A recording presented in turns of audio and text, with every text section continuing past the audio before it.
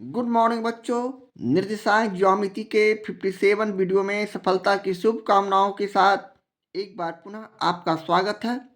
आइए हम इस चैप्टर के अब वस्तुनिष्ठ प्रश्न का सॉल्यूशन करेंगे, अर्थात ऑब्जेक्टिव क्वेश्चन।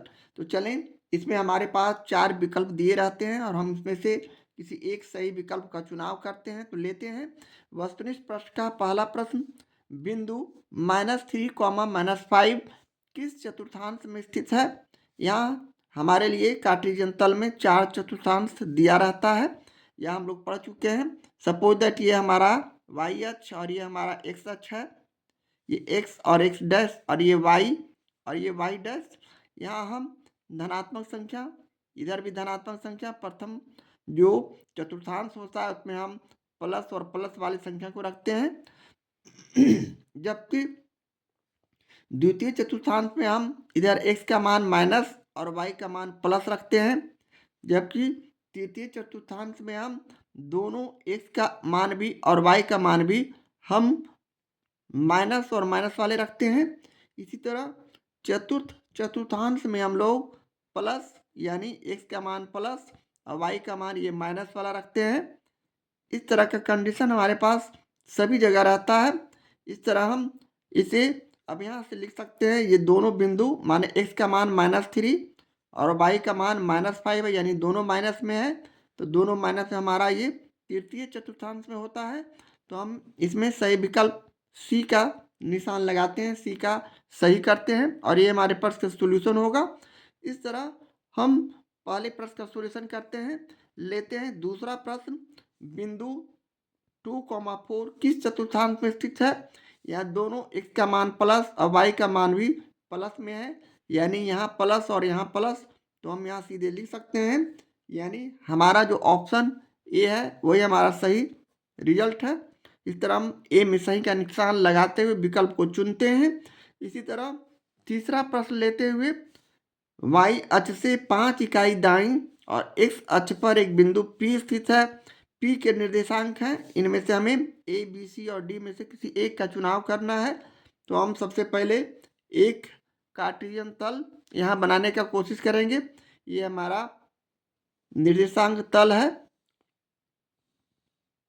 ये हो गया x, ये हो गया x डैश, ये हो गया y और ये हो गया y डैश। जैसा कि हम जानते हैं, इधर धनात्मक संख्या और इधर भी धनात्मक संख्या लेते हैं, जबकि x डैश की तरफ ऋणात्मक और y डैश की तरफ ऋणात्मक हम लोग पहले ही बेसिक कॉन्सेप्ट में जान चुके हैं। अब प्रश्न से y अक्ष से 5 इकाई, ये हमारा y अक्ष है, ये हमारा O बिंदु है जो कि मूल बिंदु है। यहाँ ये y और y डैश हमारा y अक्ष है, इससे 5 इकाई दाईं माने दाएं हाथ की तरफ। तो हम चले, सपोज दैट 1, 2, 3, 4, 5 इकाई है। ये 5 इकाई हम आगे बढ़े और इस बिंदु एक बिंदु स्थित है, इस बिंदु का नाम हम P देंगे और इसका हमें निर्देशांक लिखना है। तो हमारा ये निर्देशांक क्या हो जाएगा? तो हमारा ये निर्देशांक हो जाएगा 5,0, यानी 5 का मान 5, P का मान x का मान 5 और y का मान 0, यानी 5,0। इस तरह हम इसे 5,0, ये हमारा जो ए ऑप्शन है इसमें सही का निशान लगाते हुए हम अपने आंसर शीट को भरते हैं। इस तरह हम प्रश्न 3 का सॉल्यूशन करते हैं। अगले स्टेप में हम अगला प्रश्न चौथा लेते हुए, यदि बिंदुएं a,0, 0,b और 1,1 संरेखाएं, तब a प्लस b का मान हमारे ए बी सी डी के ऑप्शन में से किसी एक का चुनाव करना है। तो चलें, हम सबसे पहले इसे उसी तरह बनाते हैं, यानी मान लिया कि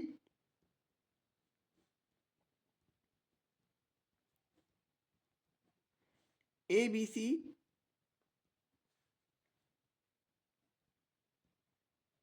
तीन बिंदु से बने एक त्रिभुज है।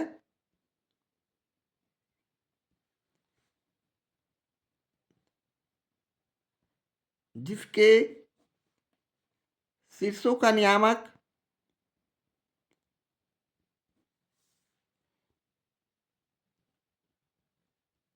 या निर्देशांक भी लिखा जा सकता है।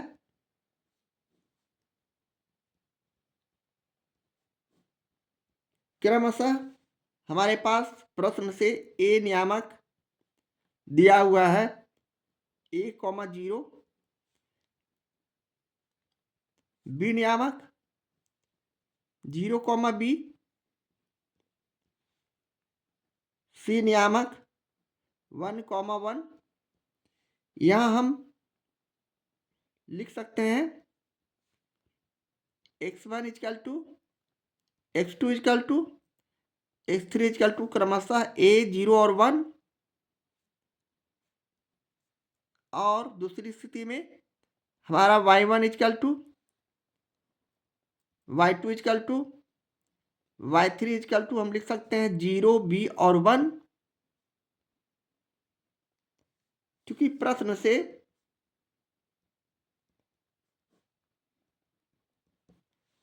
बिंदुएं a b c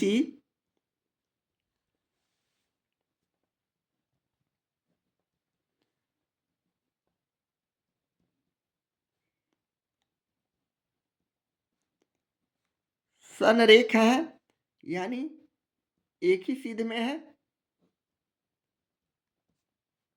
ऐसे स्थिति में हमारे पास त्रिभुज ए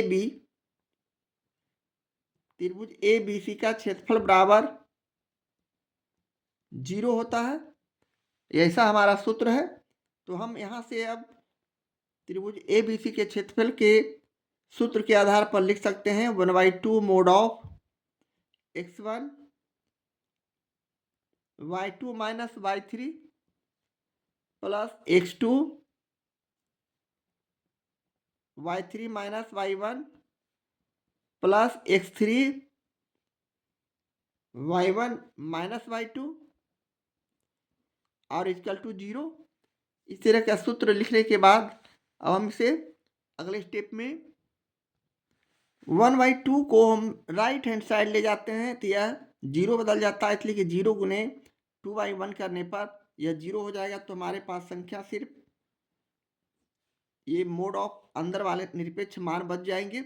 इस तरह यहाँ से हम x1 यहाँ a ले, यहाँ से सारे वैल्यू रखते हैं इसमें, यानी x1 यहाँ a है, y2 माइनस y3 यानी b माइनस 1 प्लस x2 का मान यहाँ 0, उसी तरह y3 माइनस y1 y3 का मान यहाँ 1 और y1 का मान 0 यानी 1 माइनस 0, उसी तरह x3 का मान यहाँ 1 और y1 माइनस y2 करते हैं तो 0 माइनस b इक्वल टू 0। पुनः हम इसे अगले स्टेप पे गुणनफल के रूप में लिखते हैं, यानी a और b में गुणा करेंगे तो a में -1 से गुणा करेंगे माइनस a, यहाँ 0 से किसी भी संख्या का गुणा करने पर ये 0 हो जाएगा। यहाँ 1 में 0 से गुणा किए 0 और 1 में माइनस b से गुणा किए माइनस b। अब हम अगले स्टेप में पुनः इसे और छोटा रूप में लाते हैं, यानी हम इसे पुनः ए बी माइनस ए और ये प्लस और माइनस यानी ये माइनस भी हो जाएंगे। अब हम इसे निरपेक्ष मान से बाहर लाते हैं, जो एक धनात्मक संख्या को ही बाहर लाते हैं। इस तरह हम डायरेक्ट इसे A B minus B equal to 0 लिख सकते हैं। अब यहाँ से ए बी इक्वल टू हम माइनस ए और माइनस बी को राइट हैंड साइड लाएंगे, चिन्ह का परिवर्तन, यानी दोनों धनात्मक संख्या हो जाएंगे, यानी प्लस ए और प्लस बी। इस तरह अब हम ए प्लस बी बराबर ए बी लिख सकते हैं और हमें ए प्लस बी का मान ही निकालना था। इस तरह ए प्लस बी बराबर ए बी का मान हमारा ऑप्शन बी में है, तो हम ऑप्शन बी में सही का निशान लगाते हुए अपने आंसर शीट को भरेंगे और ये हमारे प्रश्न का सोल्यूशन होगा, आंसर होगा। इस तरह हम प्रश्न 4 का सोल्यूशन करते हैं। निर्देशांक ज्यामिति के वस्तुनिष्ठ प्रश्न का ये रहा 5वां प्रश्न। ए का मान जिसके लिए बिंदुओं a,2a 3,1 और -2,6 संरेखाएं क्या होगा। यहाँ ऑप्शन में ए बी सी और डी के रूप में हमें किसी एक आंसर का चुनाव करना है। तो चलें इसे भी हम उसी तरह मान लिया कि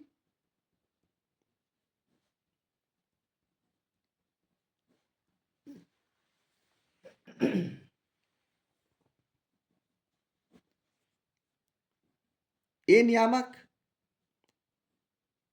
A,2A, बी नियामक 3,1 और सी नियामक -2,6 है। यहाँ से हम उसी तरह x1 equal to x2 equal to x3 equal to क्रमशः लिख सकते हैं A3 और -2, और उसी तरह y1 equal to y2 equal to y3 equal to भी लिख सकते हैं 2A 1 और 6। इस तरह लिखने के बाद अब हम प्रश्न से लिख सकते हैं, इसलिए कि चूंकि बिंदुएं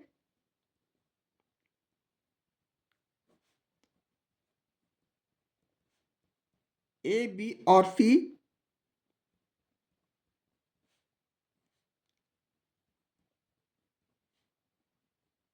संरेख हैं, ऐसी स्थिति में त्रिभुज ए बी सी का क्षेत्रफल इक्वल टू 0 होता है। यानी हम त्रिभुज ए बी सी के क्षेत्रफल से लिख सकते हैं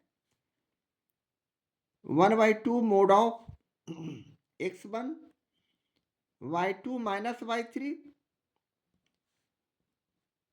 plus x2 y3 minus y1 plus x3 y1 minus y2।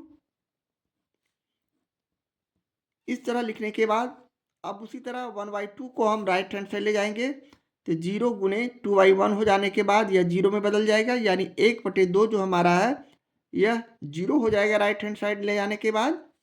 अब हमारे पास जो संख्या बचा x1 का मान यहाँ से हम लेते हैं x1 x2 x3 और y1 y2 y3 मान रखकर हम इसका सोल्यूशन आगे करेंगे। यानी x1 यहाँ a है, y2 माइनस y3 यानी 1 माइनस 6। इसी तरह प्लस x2 यहाँ 3 है और y3 माइनस y1, y3 का मान 6 और y1 का मान 2a यानी 6 माइनस 2a प्लस x3 का मान यहाँ -2, जबकि y1 का मान 2a और माइनस y2 का मान 1 इक्वल टू 0। अब हम अगले स्टेप में इसके गुणनफल को लिखते हैं, यानी a में बारी बारी से 1 माइनस 6 का गुना करेंगे, यानी 1 में 6 को घटाए -5, यानी हम इसे -5a लिख सकते हैं गुना के रूप में, गुणनफल के रूप में। इसी तरह 3 को 6 में गुना किया तो हो गया 18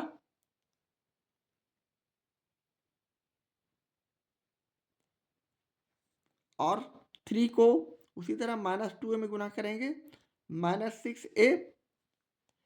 अब यहाँ -2 को 2a से गुना करेंगे -4a, -2 को -1 से गुना करेंगे तो +2। अब हम अगले स्टेप में पुनः यहाँ सभी माइनस वाले चर पद को जोड़ेंगे, यानी -5a -6a और -4a तो हो जाएंगे -15a, जबकि अचर पद 18 और +2 को जोड़े तो हो गया +20।